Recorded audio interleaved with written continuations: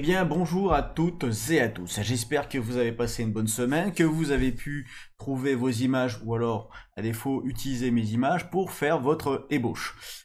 Maintenant, vous avez votre composition, vous avez respecté la règle des tiers, vous avez crayonné un petit peu pour situer et faire une mise en scène, un petit peu comme on voit ici sur sur ce dessin-là. La caméra est inversée. Et je vous dis aussi de regarder là parce que vous avez les rappels de touches. Alors moi j'utilise une souris filaire avec toute simple, hein, toute bête, avec bouton gauche, bouton droit et molette pour les zooms et les actions là-dessus. Et pour le dessin, j'utilise donc une tablette graphique de chez la marque, je dirais, voilà, N1, une format A4. Alors pourquoi A4? Parce que vous avez des plus petites, mais le ratio image tablette est tellement disproportionné que pour faire un trait tout petit ici, j'ai un grand trait à l'écran et c'est un peu perturbant. Donc moi je dispose de ma tablette perpendiculairement, vraiment j'ai mon écran devant moi et je pose ma tablette vraiment de la même façon, histoire de ne pas avoir la tablette de travers par rapport à l'écran et ça m'aide à dessiner. Autre détail, peut-être que si vous n'êtes pas sous Linux, vous êtes passé au travers de ce tuto. Néanmoins, Linux ou pas, il vous faut tester avec un pot yaourt ou une règle comme ceci, hein, et faire un cercle sur votre écran. Alors le cercle, je vais créer tout de suite, ici vous allez comprendre, et créer ici un fichier dessin, calque 6. Donc je vais mettre dessus, je vais appliquer ma règle ici sur ma tablette, comme ceci. Hop. Et alors j'ai essayé de vous le faire version je joue du violon. Voilà, ici comme ceci. Et normalement, si votre tablette est bien configurée par rapport au format de votre écran, on se retrouve avec un cercle. Alors je vais peut-être le faire ici. On se retrouve avec un cercle qui est bien un cercle et qui n'est pas un ovale aplati. J'essaie de le faire plus bas, voilà. Pas évident, hein, déjà dessiner avec une tablette, c'est pas simple, mais si en plus vous le faites version violon, voilà.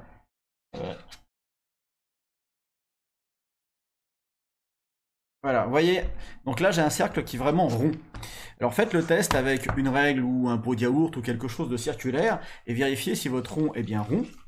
Et pour ne pas avoir à faire un trait qui ressemble à ça, alors que votre main décrit bien un cercle. Vous voyez ce que je veux dire? Voilà, bon, je mets ça à la poubelle. En tout cas, voilà, maintenant qu'on a pu avancer sur ce sujet, on va maintenant passer à l'étape de la mise au propre. Alors, bien sûr, il n'y a pas que de la mise au propre ici, on va faire de la mise au propre et puis on va aussi définir les zones sur lesquelles on pourra peindre sans déborder. Vous allez voir, c'est une technique qui est un petit peu héritée de ce qu'on a vu précédemment dans la BD, mais allez, je vous en dis pas plus parce que si je vous dis tout dans l'intro, qu'est-ce que j'aurai à vous raconter après? Alors, à tout de suite après ceci.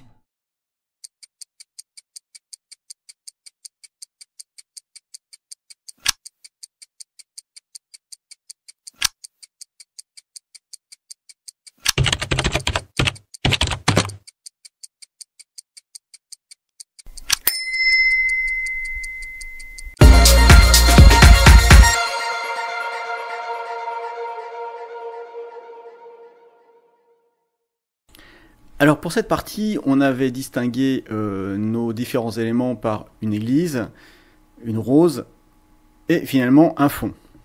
Alors je vous propose de commencer par, ma foi, la rose, je vais la remonter. Hop, je vais la remonter ici.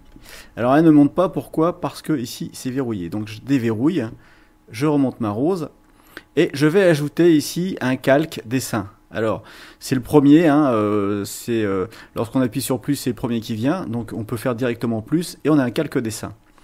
Alors maintenant que j'ai ma rose et ce calque dessin sur lequel je vais travailler, je vous propose de le grouper. Alors pour ça, on va appuyer on va sélectionner le calque dessin ici. Le deuxième calque rose, on a maintenant la touche Shift enfoncée. Maintenant, je vais sur un clic droit ici, on a les différentes possibilités. On a coupé, copié, etc. Et on va avoir nouveau calque à partir du calque visible. Bon, ça c'est vous connaissez les fonctions, mais vous avez ici une fonction qui s'appelle grouper. Et dans grouper, donc il y a groupage de rognage, dégroupage rapide et groupe rapide. On va aller dans groupe rapide, ou CTRL-G, comme vous voyez ici le raccourci. Et à ce moment-là, vous voyez, Krita nous crée un dossier. Donc celui-ci, je vais l'appeler rose, tout simplement. Alors j'ai mis une majuscule pour le distinguer de l'autre. Celui-là, je vais l'appeler brouillon. Voilà, pour les distinguer. Et celui-là, je vais l'appeler ancrage. Voilà. Donc on est sur ce calque-là. Je vais masquer ici le calque de dessin, et je vais me mettre sur ancrage. Je verrouille mon brouillon de façon à ne pas écrire dessus. Et je vais mettre sur le calque ancrage. Alors, je me mets ici avec du 2,5 pixels. Et sur le brouillon, pardon, je vais quand même réduire l'opacité. Ensuite, au niveau des brosses, je vais me choisir une brosse qui soit qui me permette en fait de faire un petit peu avoir des variations au niveau de l'épaisseur. Donc je vais prendre celle-ci et je vais me remettre sur le calque ici d'ancrage, et je vais pouvoir maintenant, en zoomant, voilà, donc ici j'ai un 2,5, c'est peut-être trop gros, 0,7, 1 pixel, c'est trop petit. Alors je teste un peu mes brosses. Donc il faut vous chercher votre brosse. Essayez ici. Celle-ci est pas mal. Voilà, donc vous choisissez une brosse. Alors moi j'ai pris ici en Paint, mais vous pouvez très bien aller dans Ancrage. Et ici vous avez des brosses d'ancrage, comme ici, avec une espèce de texture finale, une plume. Vous voyez ici une texture plume qui... Après, donc vous avez différents types de brosses, c'est à vous de choisir celle qui vous convient le mieux. Ici, voilà, une brosse d'ancrage comme ceci, par exemple, qui, par contre, il n'y a pas grand-chose au niveau de la pression. Ah, celle-là est pas mal. Voilà, moi je vais me prendre la plume ici. Au niveau de l'ancrage. Donc après ça dépend de votre style de trait, le style de trait que vous voulez avoir sur la brosse. Voilà, donc maintenant que j'ai trouvé ma brosse, je vais tout simplement effacer tout ça. Donc je prends ma gomme, ici, hop,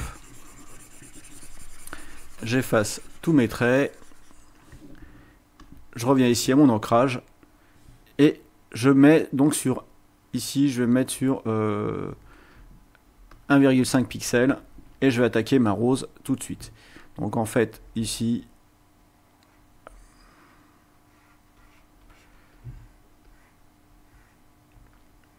faire mes traits. Alors CTRL Z, c'est quelque chose qui va être utilisé souvent. Finalement j'ai pas aimé ici, hop.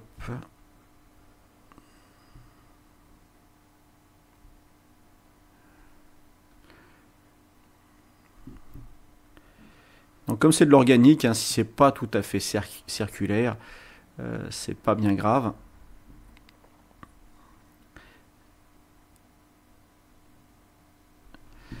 Et donc détailler la rose point par point. Donc je vais faire l'ancrage de cette rose. Je vais vous affranchir l'idée de suivre du bout en bout l'ancrage de la rose, et je reviens vers vous pour le travail fini. Alors, pensez bien à enregistrer. Donc ici j'ai fait tabulation. Donc pensez bien à enregistrer régulièrement votre travail, et surtout à bien fermer les traits extérieurs. Ça c'est important pour la suite. Alors moi j'appuie sur tabulation et je n'hésite pas lorsqu'il y a un trait que je ne comprends pas, à revenir ici sur mon modèle, de façon à ne pas faire de bêtises et à bien comprendre le modèle pour ne pas avoir à refaire. Donc ici, vous aurez évidemment besoin d'utiliser CTRL-Z. Vous pouvez utiliser les caches de déformation pour revenir sur la forme. En tout cas, n'hésitez pas, enregistrez et surtout fermez bien vos traits extérieurs.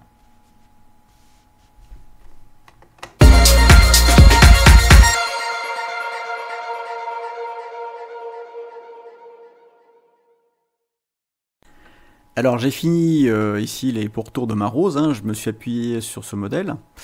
Et maintenant je vais utiliser l'outil de sélection magique, ici, qui est... j'ai retrouvé la petite baguette magique ici. Et je vais me mettre sur calque ancrage, et je vais sélectionner. À ce moment-là, en fait, je vais voir que j'ai des sélections qui sont autres. Et si j'enlève la visibilité du calque ancrage, en fait, je vois que ça me prend aussi le brouillon. Donc, je vais tout simplement masquer le brouillon, me mettre sur le calque ancrage. Je suis bien ici en sélection seule. Et là, on voit que ça suit correctement les bords. Alors, ça suit les bords, oui, mais on va regarder ici la sélection. Et là, je vois que dans mes sélections, j'ai une partie de ma rose qui n'est pas sélectionné. Et si je zoome, ici, je vais voir que j'ai un petit passage. Ce qui fait qu'il faut que je corrige encore mon ancrage. Alors, je supprime ma sélection, je retourne dans mon ancrage, et je vais finir ici mon bord. Alors, il faut que je reprenne ma brosse, bien sûr. Voilà, et je finis mon bord. Je reprends ma sélection rapide, ici, toc toc toc, baguette magique, clac. Et là ici, je vois que toute ma sélection est correctement, est validée. Maintenant, si je cherche à colorier ici, je vais rajouter un calque pour faire un aplat, donc par exemple, on va se retrouver. Alors, voilà, aplat. On va se retrouver sur ce calque ici avec les deux autres calques verrouillés. Si je prends une brosse là ici, eh bien vous voyez que je peux dessiner ou peindre sur l'ensemble du dessin, ce qui ne me convient pas du tout. J'aimerais bien que ça reste dans les limites du dessin. Je fais un CTRL-Z. Je vais donc utiliser l'outil sélection magique. Je sélectionne à l'extérieur. Ici, je vais avoir une sélection qui apparaît. Je vais tout simplement la mettre dans un plat, ici, en tant que sélection, ce qui va le convertir en masque de calque. Et si je viens maintenant dans l'aplat, ici, je peux peindre, mais à l'extérieur et pas à l'intérieur. Parce que j'ai sélectionné les bords extérieurs, ça aurait été un peu compliqué de sélectionner toutes les formes. Je fais un CTRL-Z.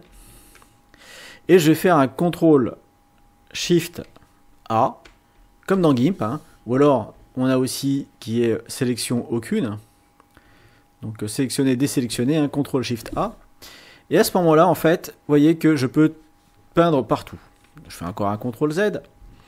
Il faut que je vienne ici, déverrouiller la zone. Et comme vous voyez, je peux écrire sur le blanc, je ne peux pas écrire sur le noir. C'est pour ça que j'écris sur l'extérieur de la rose. Donc ce que je vais faire, c'est un CTRL-I. Donc je sélectionne bien ici ma sélection, hein.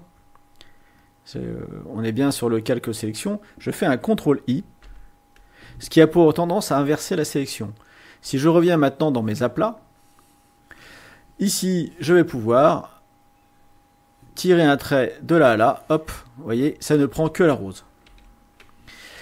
Alors, pourquoi faire ça? Parce qu'on va utiliser ici une palette, par exemple du rouge, et que au niveau de ma brosse, voilà, je vais prendre une brosse comme ceci, je vais la faire très très grosse, et je vais avoir ici ma zone. Voilà. Et j'ai pas débordé une seule fois de ma zone. Alors nous, ce qu'on va faire, c'est que cette rose, je vais la peindre en gris. Et ça va nous mettre ici la base, déjà, pour la suite des opérations sur notre digital painting.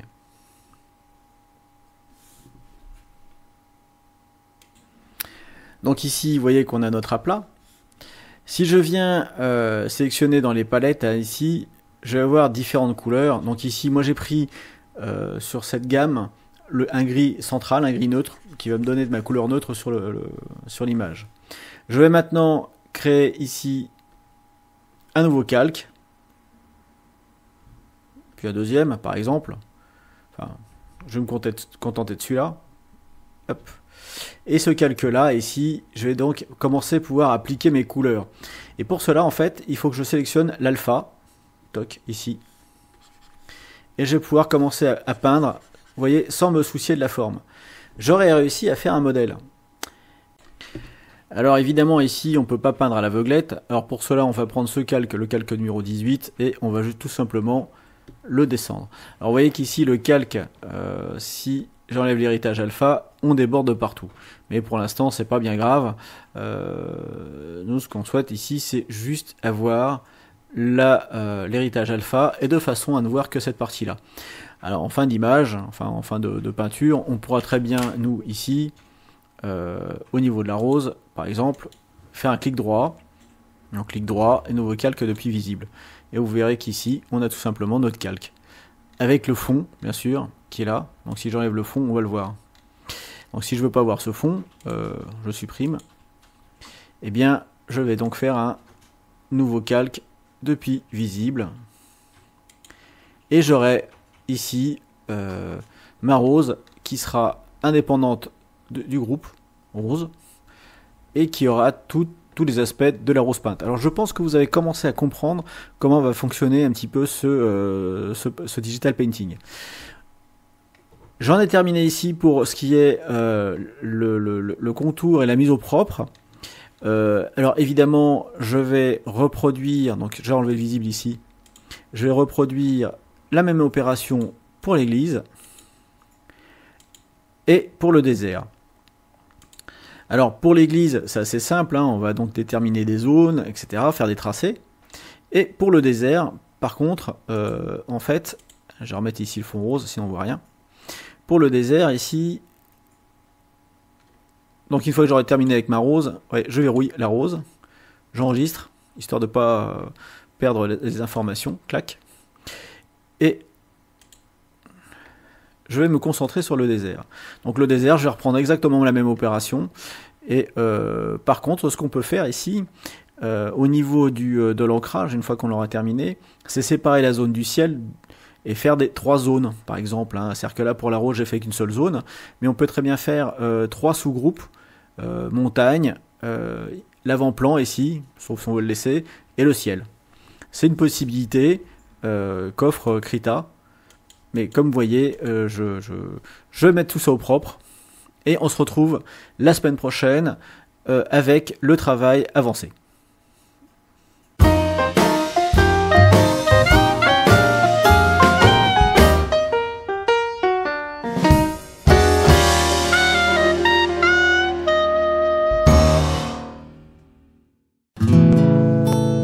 Tu as aimé cette vidéo? Eh bien, mets-moi un pouce bleu s'il te plaît, partage-la autour de toi sur tes réseaux sociaux et mets-moi un petit commentaire pour pouvoir m'aider à avancer sur YouTube. Merci!